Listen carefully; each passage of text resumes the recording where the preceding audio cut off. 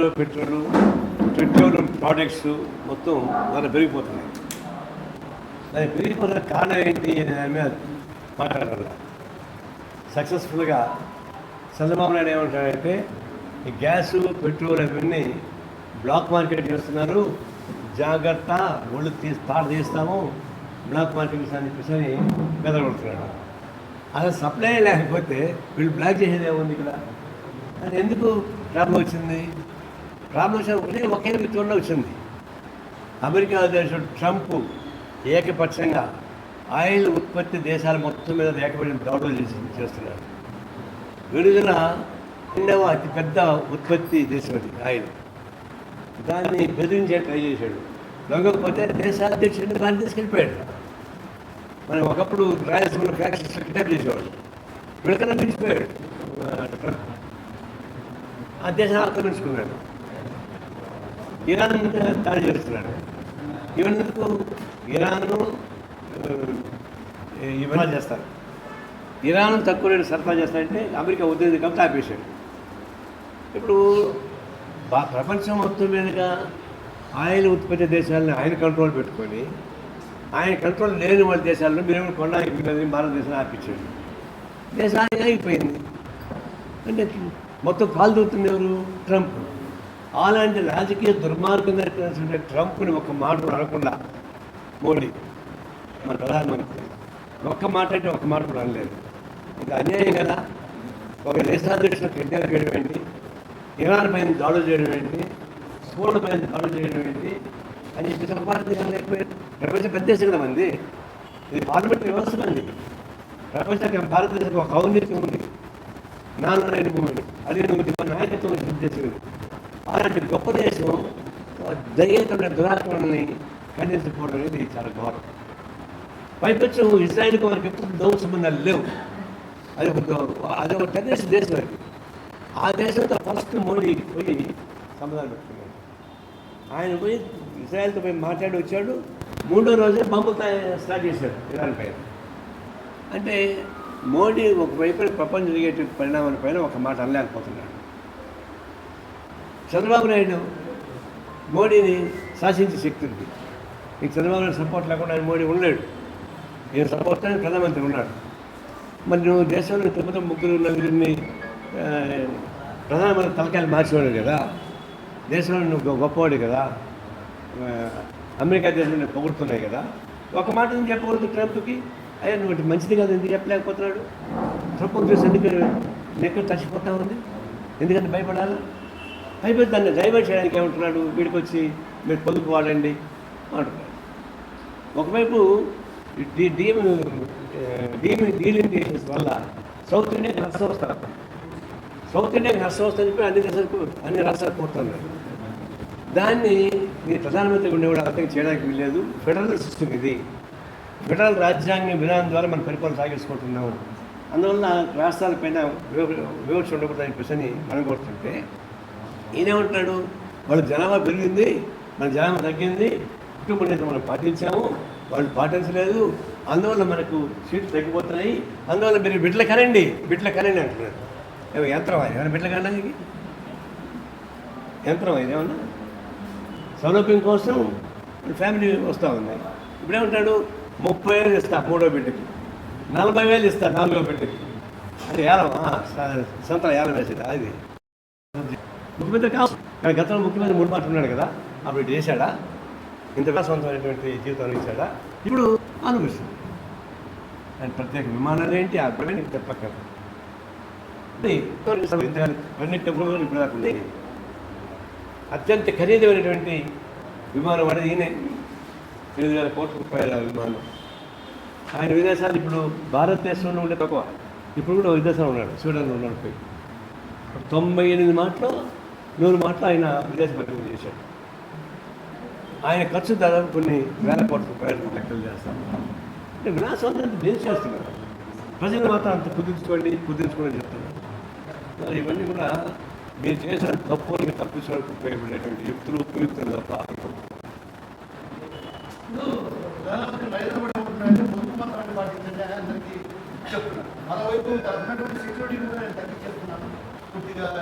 Security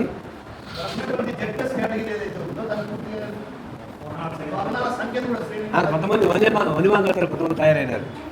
అయ్యా ప్రధానమంత్రి గారు, మీ జీవితం గొప్పది, మీరు విలువైన జీవితం మీది, మీకు సెక్యూరిటీ తగ్గించేస్తే ప్రమాదం వస్తుంది అని చెప్పేది వనివాంగతలు కాకబట్టేవారు చెప్తున్నారు. ఏం గొప్పలు విడిపోతాయి? ఒకరు గుర్తుపెట్టుకోండి, స్వచ్ఛమైన రాజకీయాలు చేసేవాళ్ళు ఎవరికి కరెక్ట్ అక్కర్లేదు. రాజకీయాలు అడ్డు పెట్టుకుని క్రిమినల్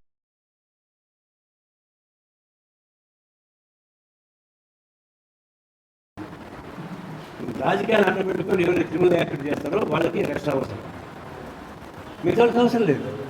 కేరళలో చూడండి, ముఖ్యమంత్రులు అందరినీ వాళ్ళకి వాళ్ళ ఎమ్మెల్యే హాస్టల్ చూస్తే అతను ఒక్కడు కనపడు వాళ్ళ మంత్రులు వస్తారు. ఎంతమంది వస్తారు దానికి? అందువల్ల మీరు చేసేటువంటి క్రిమినల్ యాక్టివిటీస్ రాజకీయాన్ని గొడవపడుతుంటే మీకు రక్షణ అవసరం. లేకపోతే మంచిగా చేయండి. మోడీ వచ్చాక ఎన్ని క్రిమినల్ పనులు చేశాడు? భారతదేశాన్ని డౌటింగ్ వ్యవస్థకి ధ్వంసం చేయడానికి. అంబేద్కర్ ఏం చెప్పాడు? 1% of the community, 1% of the community ఉంటే కూడా వాళ్ళు న్యాయం జరగాల్సిందే, అందరికి సమానంగా ఉండాల్సిందే, లేకుండా పోతే దేశం విచ్ఛిన్నమైపోతుంది. అందుకే మంది జైన్స్, బుద్ధులు అందరూ సారి చేస్తున్నారు. అందులో ఒకటి ఉంటుంది. ఇప్పుడు వచ్చాక ఏంటి? మెజారిటైజేషన్ అంటే ఎక్కువ మంది ఉన్నవాళ్ళకి న్యాయం చేయకాలా? ఎక్కువ మంది ఎవరు? హిందూస్. 80% ఆఫ్ ది హిందూస్ అడిగే మెజారిటైజేషన్ పెరిగిపెట్టి వాళ్ళకు ఉపయోగపడేటువంటి అనేక పద్ధతులు చేస్తున్నారు. దానికి అనుకూలంగా ప్రధానమంత్రి అధ్యక్షుడిని మార్చేస్తున్నారు. ట్రైబల్స్కి వ్యతిరేకంగా భారతదేశంలో ట్రైబల్స్కి రాజ్యాంగంలో హక్కు ఉంది. రాజ్యాంగంలో హక్కులు తీయాలంటే ప్రెసిడెంట్ ఆఫ్ ఇండియా సంతకం పెట్టాలా? ప్రెసిడెంట్ ఆఫ్ సంతకం పెట్టాలంటే ట్రైబల్ అయి ఉండాలా? లేకపోతే ఒప్పుకోరు. లేకపోతే వెంకయ్య ఎందుకు చేయలేదు ప్రెసిడెంట్గా? అప్పుడు వైస్ ప్రెసిడెంట్గా ఉంటే ఎందుకు ఆ మురుగుంది ఎవరు పెట్టాడు? ఆ ఆదివాసి. అవునేమో అనకూడదు. వాళ్ళు అమిత్ షా కన్నా పెంచిన క్రిమినల్ ఉన్నారా? ఆయన ఒక హత్యా నేరంలో పాల్పడితే ఆ రాష్ట్ర బహిష్కరణ చేస్తే ఆయన నిర్దోషి కావడానికి 12 మంది చంపించాడు. లాయర్లని, సాక్షుల్ని, అధికారుల్ని, చివరికి జస్టిస్ లోయా సిబిఐ డైరెక్టర్ ఆయన 12 మంది చంపితే ఫైల్ లేకుండా పోయింది. సాక్షులు లేరు, ఎవరు రికార్డు ఏం లేదు. నిర్దోషి కొట్టాడు మారేశ్వర్. ఆయన మన హోమ్ మినిస్టర్. ఆయన నీతులు చెప్తుంటే దెయ్యాలు వేదాలు అనిపిస్తాయిగా కట్టుకుంటుంది. ఇప్పుడేమైంది? కొన్ని టెర్రరిస్టులు అనుకున్నారు. టెర్రరిస్టులు వస్తున్నారు, ఎక్కడ పడితే భూపకాశాలు మారిపోయారు. అంతకుముందు భయపడేవాడు, ల్యాండ్ దురాక్రమణ చేసేవాళ్ళని భయపడి రాబోయే అన్నలు అలా వస్తారు అనేవాడు. నేను శ్రీకాకుళం వ్యవస్థ చెప్తున్నాడు. అంతమంది అన్నలు అని చెప్పేవాళ్ళండి, ఇప్పుడు అన్నలు లేరు. వాళ్ళ ఇష్టం. ప్రతి ఎమ్మెల్యే ఒక రాజు. అందులో ఇప్పుడు చంద్రబాబు ఏం చేశాడంటే ఆయన కోణం రానియకుండా ప్రతి ఎమ్మెల్యే చేసిన ఆంబోతా వదిలేశాడు. అందుకే ఆంబోతులు చేస్తారు, దేవుడికి వదిలేస్తారు, దేవుడికి వదిలేసి ముద్ర వేస్తారు. అది ఎక్కడ దూరం పోయి దాన్ని ఏమనకూడదు, దండం పెట్టాలి. తిరుపతి మార్కెట్లో తీసుకోవడం ఆంబోతులు దాడి చేసేవి, అవి దండం పెట్టాలి, దాని జోలికి పోరు.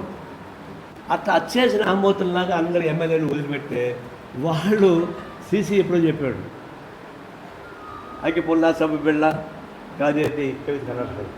ఇప్పుడు ఇసుక, మట్టి, కంకర ఏది అవన్నీ కనుక్కోలేదు. మొత్తం వేసేస్తున్నారు. కొండలు మాయమైపోతున్నాయి, గుట్టలు మాయమైపోతున్నాయి, చివరికి మామూలు మట్టి కూడా మాయమైపోతారు. అడిగిన వాళ్ళని ఎంఆర్ఓ ఆఫీస్ కానీ, సబ్ రిజిస్టర్ ఆఫీస్ కానీ, పోలీస్ స్టేషన్ కానీ స్థానిక ఎమ్మెల్యేల అనుమతి లేకుండా వాళ్ళు చేయగలరా? చేయలేదు. ఆ పద్ధతి దొండపాలన వచ్చేస్తే, దొండపాలన వచ్చిన తర్వాత ఇంకా ప్రజలకి ఎప్పుడు వస్తుంది, దిగుబడి వస్తుంది. అంతే ఏంటంటే బండి సంజయ్ మీకు ఎపిసోడ్. బండి సంజయ్ కేంద్ర మంత్రి, ఆయన హోం శాఖ పవర్ఫుల్.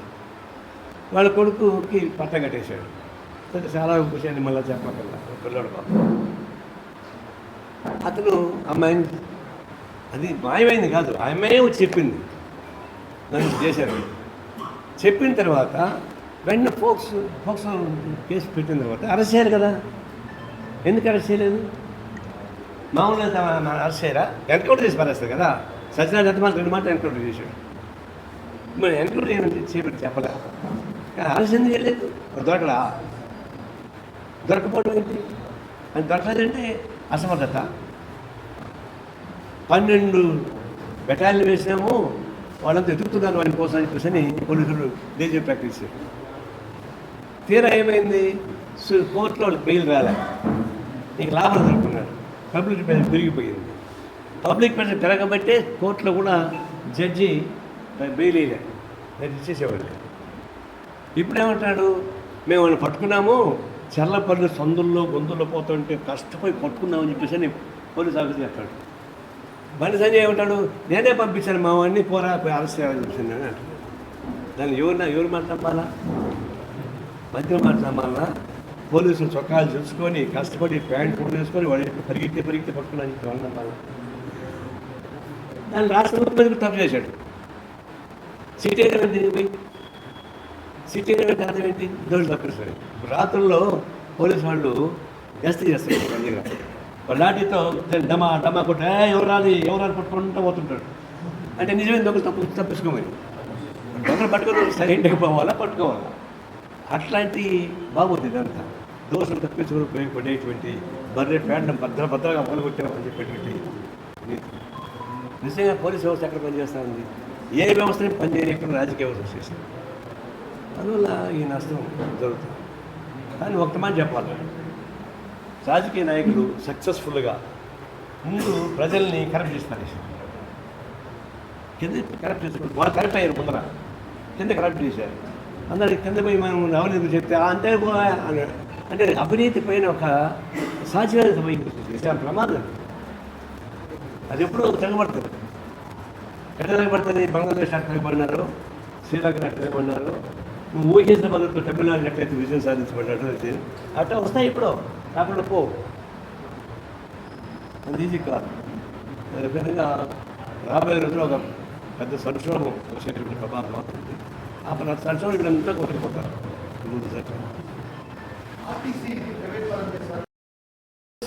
ఎంత తిడితే అంత మోడీ మెచ్చుకుంటారు అనుకుంటారు. మోడీ మెప్పుల కోసం మమ్మల్ని తిట్టడం తప్ప ఆయన నా గురించి మాట్లాడతాడు, నా గురించి మాట్లాడడం చూద్దాం. ఇప్పుడు కమ్యూనిస్ట్ లేకుండా వాళ్ళు బతికారా? ఎన్టీ రామారావు ఇష్యూలో కానీ ఇంకొక ఇష్యూలో కానీ కమ్యూనిస్ట్ సపోర్ట్గా కానీ ఇప్పుడు బతికింది. ఇప్పుడైతే మోడీ కటాక్షం కోసం దిగజారి మాట్లాడేది గొప్ప కానీ కాదు. పోనీ టూరిజం గొప్ప అనుకున్నావు కదా, మరి ఆంధ్రప్రదేశ్ టూరిజం ఏం చేస్తారు చెప్పండి. ఇప్పుడు ఇదే కడప ఉంది, హరిత చాలా బ్రహ్మాండమైన హోటల్, అది అంత బ్రహ్మాండ హోటల్, స్టార్ హోటల్ ఉండదు. దాని ఎందుకు చంపేస్తున్నారు? దాన్ని నిలువ చంపేస్తున్నారు ఫ్లైట్లోకి ఇవ్వాలి. దాని డైనమిక్ రేట్లు ఏంటండి తెలియదు. ఫ్లైట్లో డైనమిక్ రేట్లు చంపుతుంటే ఇప్పుడు రైల్లో డైనమిక్ రేట్లు వచ్చేస్తాయి. నేను మన తిరుపతికి రావాలంటే హైదరాబాద్ నుంచి రైల్లో 6,000 రూపాయలు టికెట్, అదేమంటే డైనమిక్ రేట్. ఇప్పుడు హరిత హోటల్ ఫస్ట్ టైం విన్నాను, వాడు గేట్ కాడ ఒక రేట్ చెప్తాడట, వీడికి వచ్చాము మారిపోతుంది డైనమిక్ రేట్ 3,000 అంటే 6,000. ఇది కేవలం టూరిజంని డెవలప్ చేయకపోగా టూరిజం అమ్మేసేటువంటి పరిస్థితి వచ్చి టూరిజం గొప్ప అంటాడు. మరి టూరిజం గొప్ప అనుకున్నప్పుడు టూరిజం బాగా డెవలప్ చేయాలి కదా, అది దాన్ని చేయడం లేదు.